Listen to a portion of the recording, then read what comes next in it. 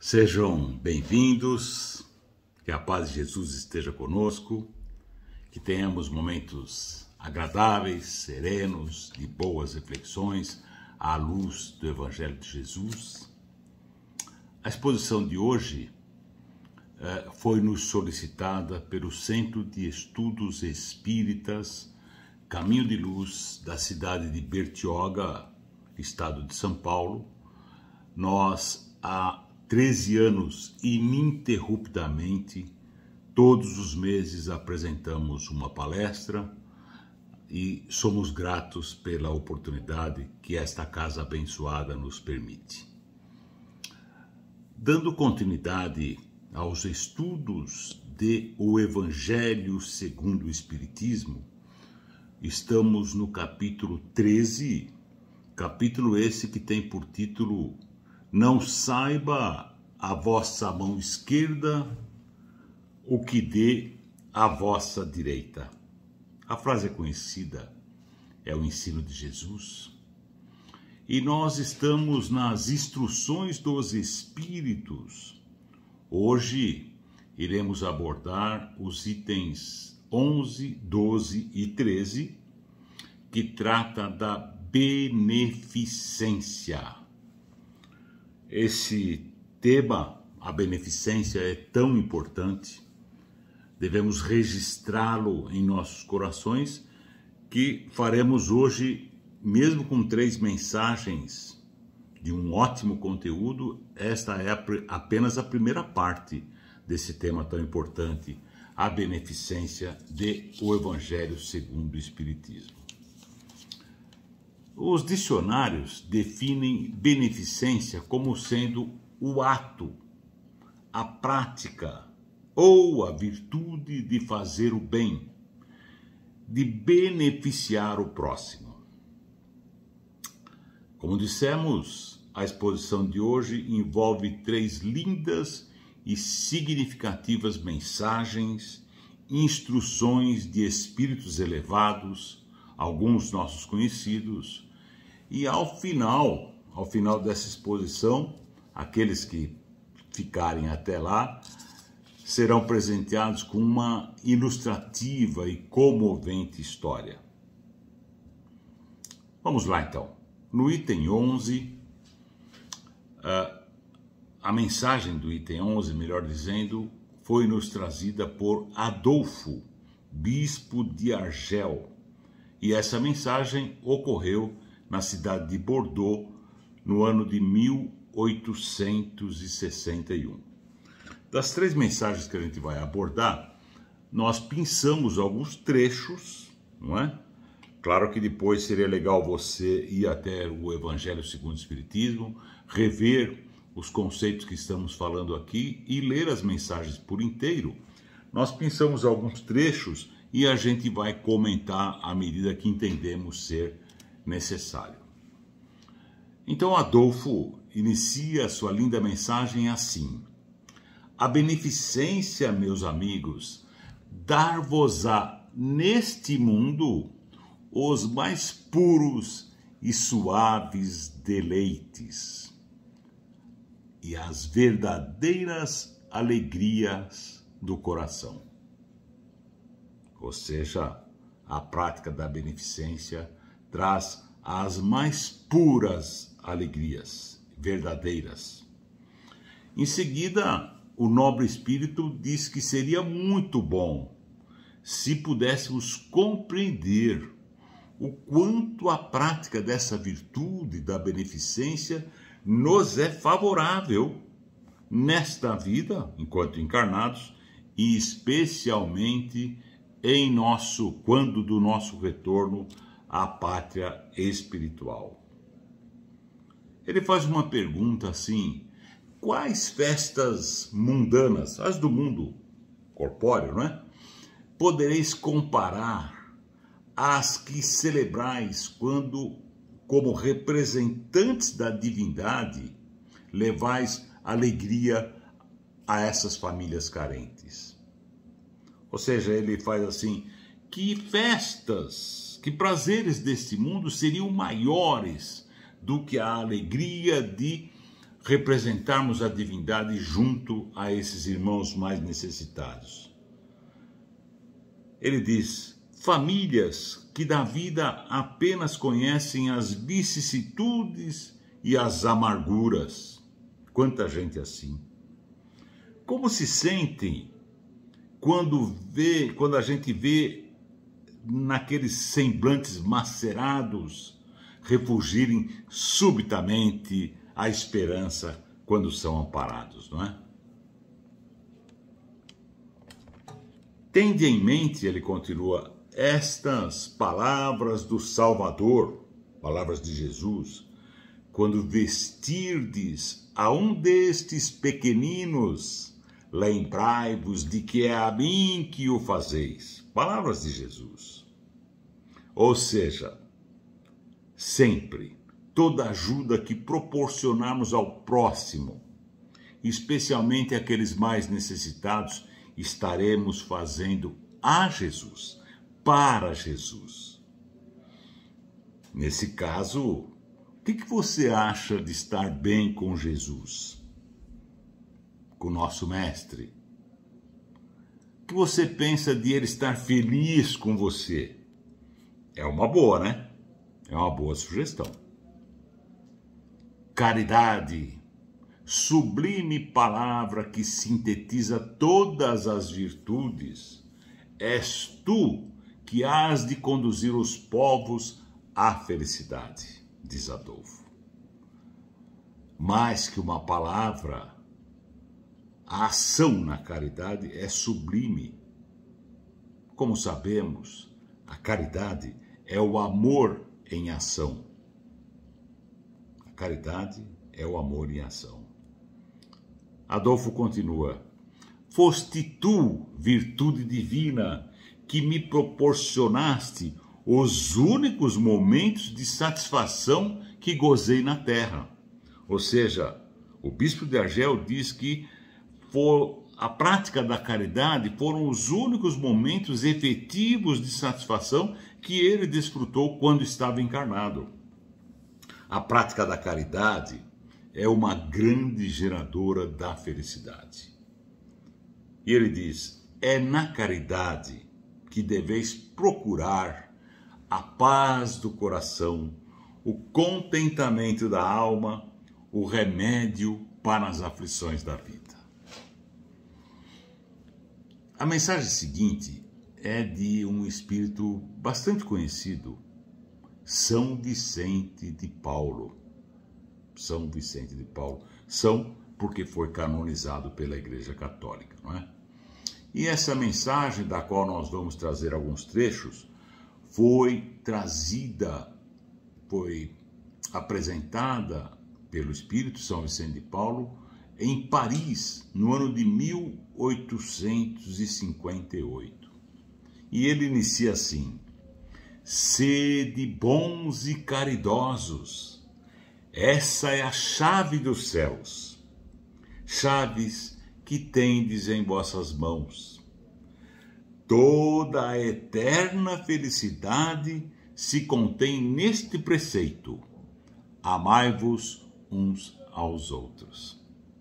Veja que Vicente de Paulo diz que toda a felicidade possível, especialmente no reino dos céus, deve ser obtida através de amarmos-nos uns aos outros. Ele continua: não pode a alma elevar-se às altas regiões espirituais senão pelo devotamento ao próximo. Somente nos arroubos da caridade encontra ela a verdadeira consolação. E assim, amigos, o nobre espírito coloca a prática da caridade como condição básica, essencial para podermos nos melhorar, evoluir espiritualmente falando.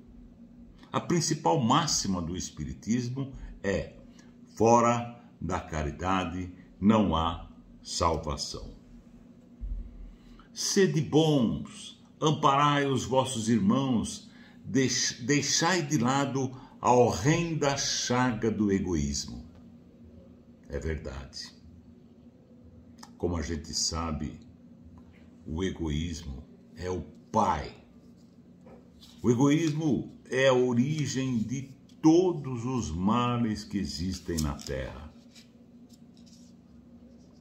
Ele continua: a caridade é a virtude fundamental sobre que há de repousar todo o edifício das virtudes terrenas. Olha isso, gente.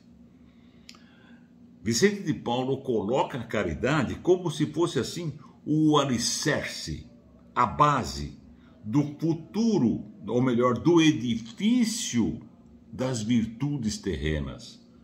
Sem a caridade não há como você evoluir. Sem ela, ele diz, sem ela não existem as outras. É a base, né? Sem a caridade não há que esperar melhor sorte.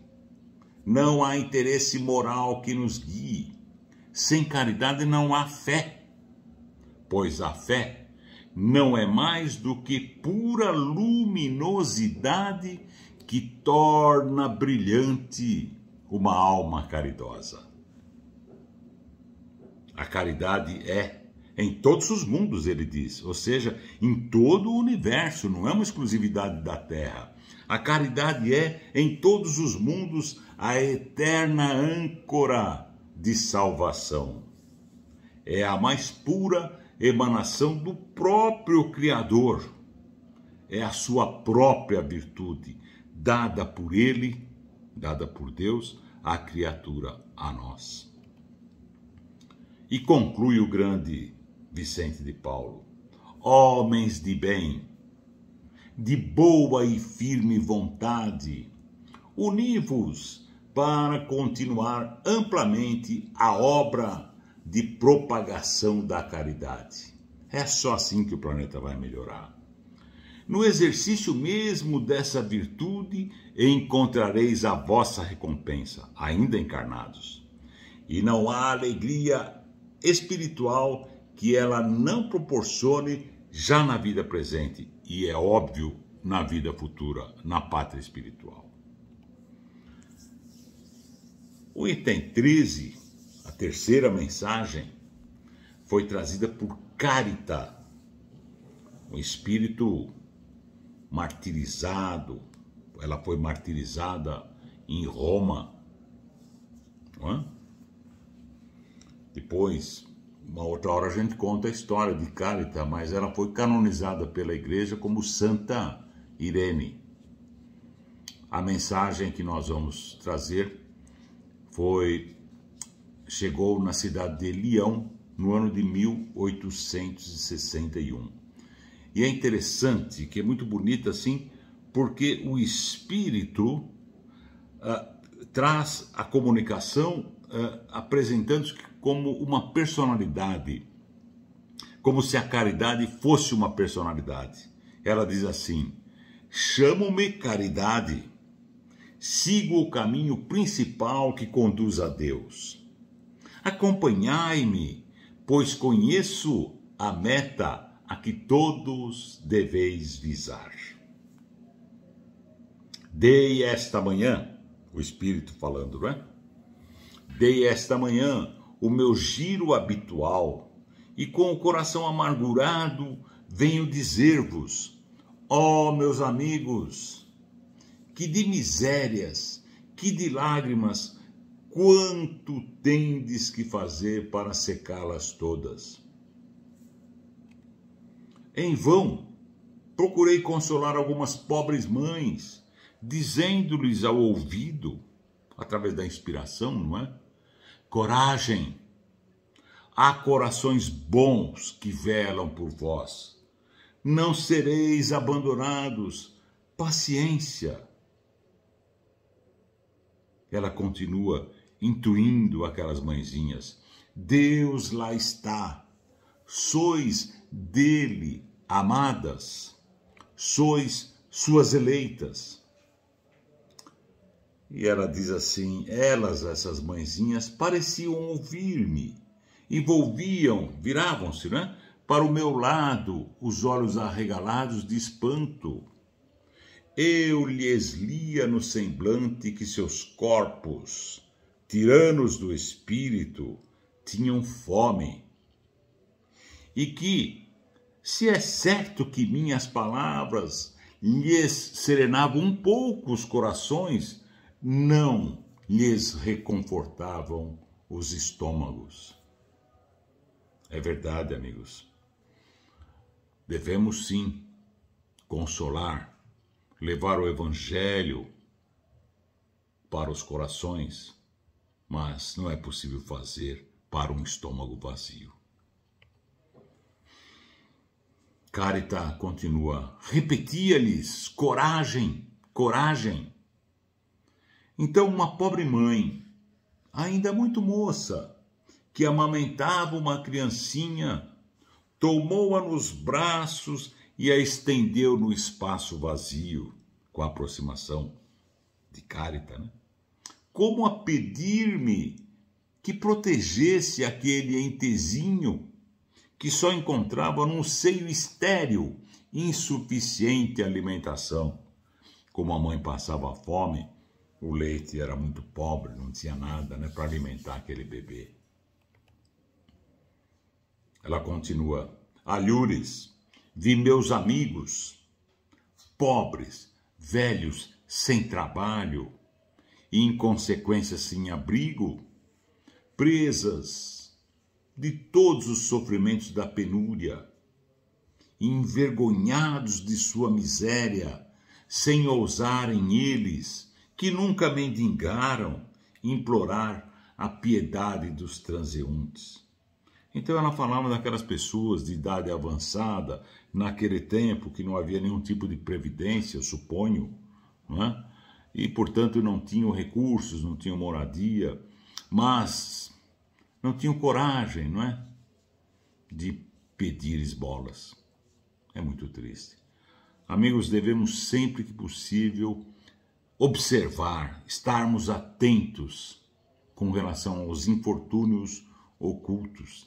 Tem muita gente que está sofrendo, passando por dificuldades de toda a natureza, mas não fala, não se queixa. E a gente tem que estar observando para poder, de alguma maneira, seja material ou moralmente, ajudá-las, ampará-las.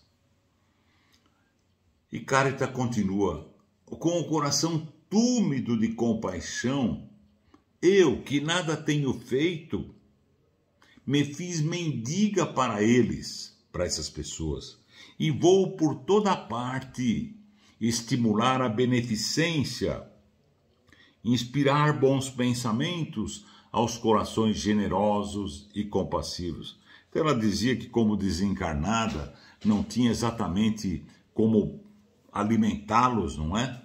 Mas o que fazia, além de dar um conforto, como vimos lá com as mãezinhas, ela visitava as pessoas de bom coração, tentando inspirar-lhes, intuir-lhes, estimular-lhes a que fizesse alguma coisa pelos próximos em dificuldade. Por isso, ela continua, por isso é que venho aqui, meus amigos, e vos digo, há por aí desgraçados, em cujas choupanas falta o pão, os fogões se acham sem lume e os leitos sem cobertas. Não vos digo o que deveis fazer, deixo aos vossos corações a iniciativa.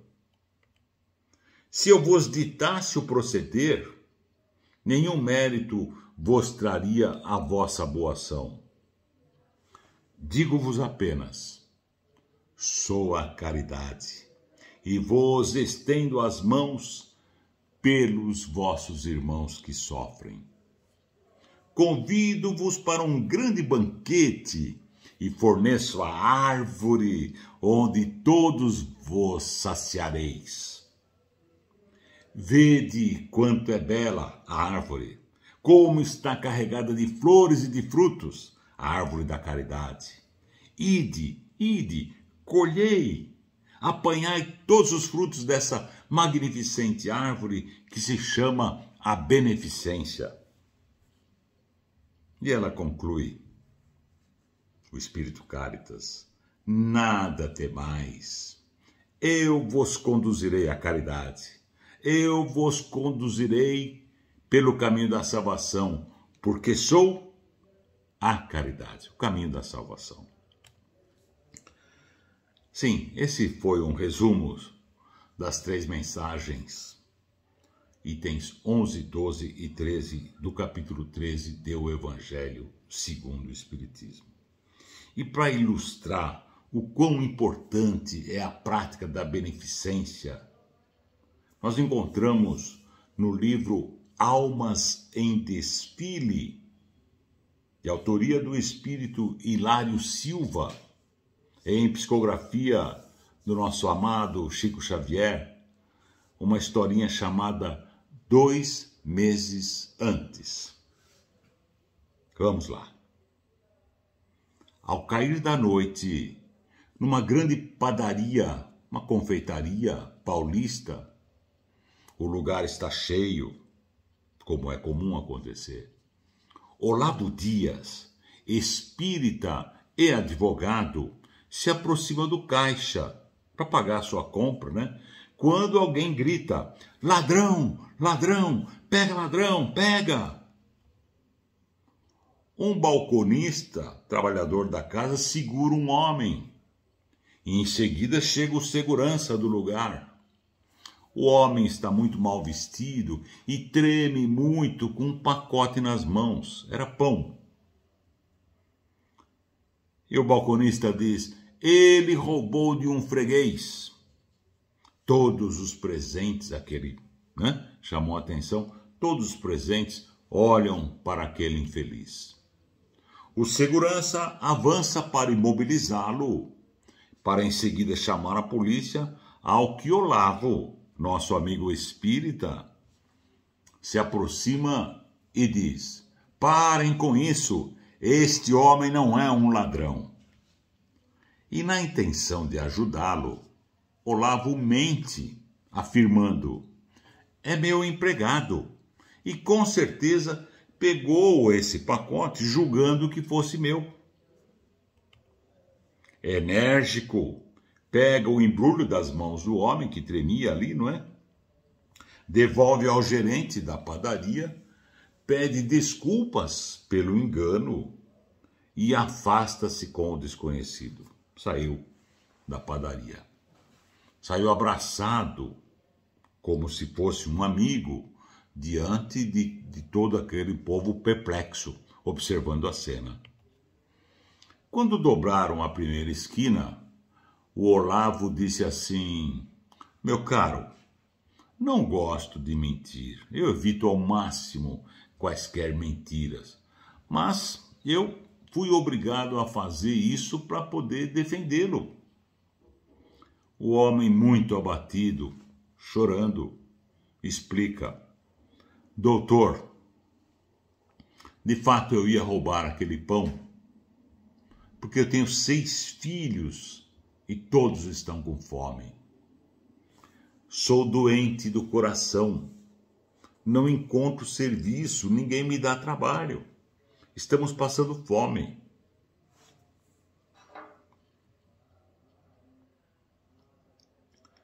Ao que Olavo, comovido, diz: bem, eu não estou aqui para fazê-lo chorar. E Olavo, um homem de bem, conduído, deu-lhe algum dinheiro e perguntou onde ele morava. O infeliz chamava-se Noel de Souza e deu o nome da esposa, dos filhinhos e informou que morava num modesto barracão nas proximidades da Vila Maria e deu assim uma ideia de como chegar lá. Na verdade, morava numa favela. O benfeitor Olavo, sensibilizado, prometeu visitá-lo na primeira oportunidade. E é assim que na semana seguinte, Olavo pegou seu automóvel e foi para aqueles lados lá da Vila Maria procurar a casinha distante. Algumas dificuldades, mas localizou. Encontrou a senhora Souza, a esposa do Noel, não é? Os 6 filhinhos ali esquálidos. mas o Noel não estava. Aí a mulher informou que ele foi atrás de socorro médico, porque, como vimos, ele sofria do coração. Olavo, tocado de compaixão, fez o que pôde pela família sofredora, deu ali um auxílio significativo, né?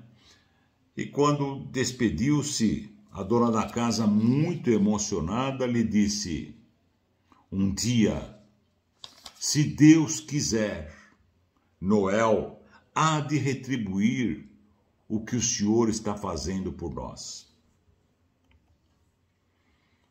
Bem, dias depois, Olavo, por razões profissionais, precisou deixar a cidade de São Paulo, mudou-se para outra cidade.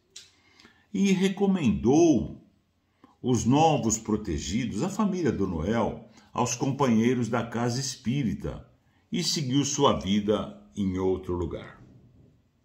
6 meses se passaram, ao que certo dia Olavo surgiu ali uma situação e ele precisava urgentemente, naquela mesma hora, fazer uma viagem a negócios. Mas não tinha passagem. E não teve dúvida, arriscou ir até o aeroporto na tentativa de comprar uma passagem ali às pressas e conseguir embarcar. Um amigo viajaria com ele, a negócios também, não é? E quando ele falou e tal, o amigo já foi logo, um pouco antes que ele, para o aeroporto, chegou antes, para tentar já antecipar e resolver a situação da passagem. Quando o Olavo chegou, procurou pelo amigo, encontrou, esse estava alegre, dizendo que o problema estava resolvido. Ele havia conseguido as passagens, né? E que conseguiriam embarcar. Só teriam que apresentar ali os documentos na sala de embarque e o avião já ia sair. Estava em cima da hora, o avião já estava saindo. E foram rápido assim pelo meio da multidão para a sala de embarque, né?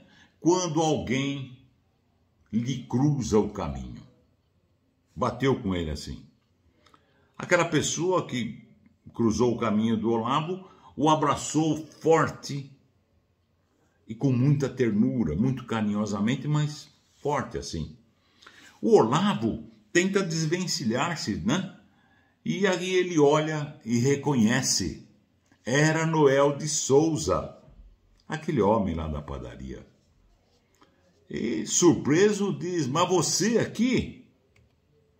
Noel está humildemente vestido, mas limpo, alegre. E ele diz, o Noel: sim, doutor, preciso vê-lo. E o Olavo, naquela situação, contrariado, falou assim: olha, eu agora não posso, eu estou atrasado, eu vou pegar o avião. E o Noel, como se não considerasse a contrariedade e a necessidade do Olavo de ir lá para o avião, pegou pelo braço e puxou ele assim e tirou-o do raio de visão do companheiro que o esperava para juntos embarcarem.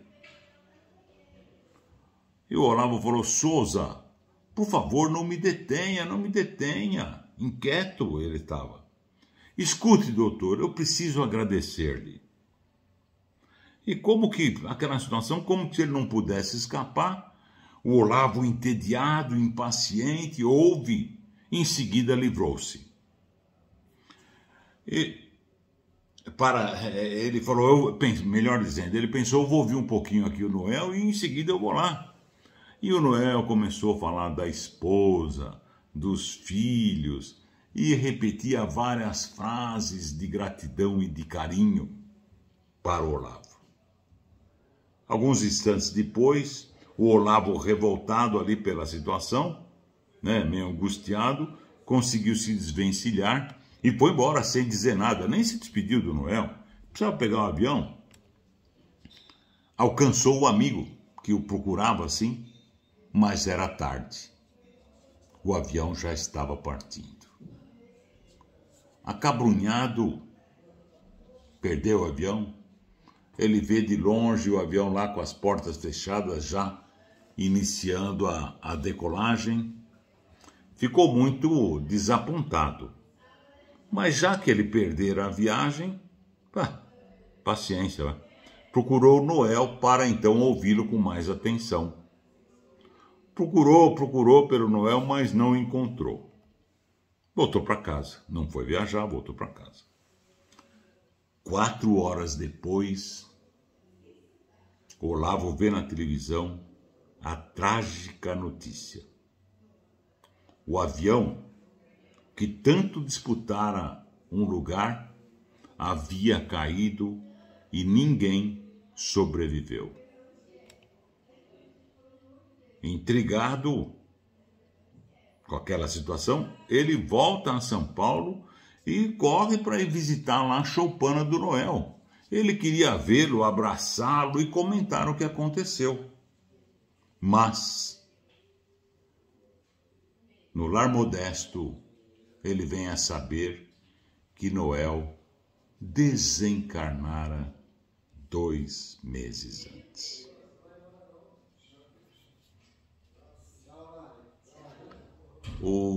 Os créditos morais que angariamos com a prática da beneficência são imensuráveis.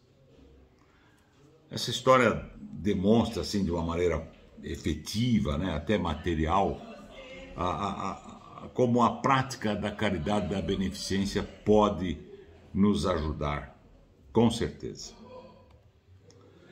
E a gente vai concluindo a nossa exposição com a belíssima prece de Cáritas, que foi trazida à luz pelo nobre espírito, autor dessa mensagem, que nós lemos há pouco, né, que estudamos há pouco. E essa prece foi trazida através da psicografia feita por Madame W. Creel no Natal de 1873. É uma das mais lindas e comoventes orações que se conhecem. A prece de Cáritas diz assim: Deus, nosso Pai, que sois todo poder e bondade, dai força àquele que passa pela provação. Dai luz àquele que procura a verdade, pondo no coração do homem a compaixão e a caridade. Deus, dai ao viajor a estrela guia, ao aflito a consolação, ao doente o repouso. Pai, dai ao culpado o arrependimento, ao espírito a verdade, à criança o guia, ao órfão o pai. Senhor, que a vossa bondade se estenda sobre tudo que criastes. Piedade, Senhor, para aqueles que não vos conhecem, esperança para aqueles que sofrem. Que a vossa bondade permita aos Espíritos Consoladores derramarem por toda parte a paz, a esperança e a fé. Deus, um raio, uma faísca do vosso amor pode abrasar a terra.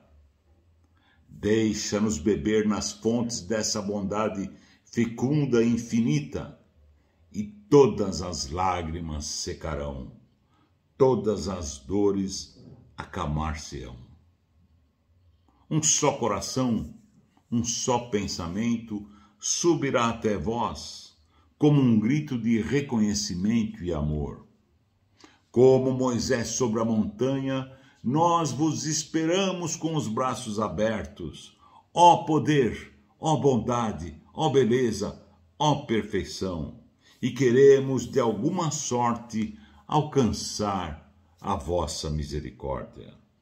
Deus, dai-nos a força de ajudar o progresso a fim de subirmos até vós. Dai-nos a caridade pura, dai-nos a fé e a razão, dai-nos a simplicidade que fará de nossas almas o espelho onde deve refletir a vossa santa e misericórdia imagem. Que assim seja. Paz e luz a todos.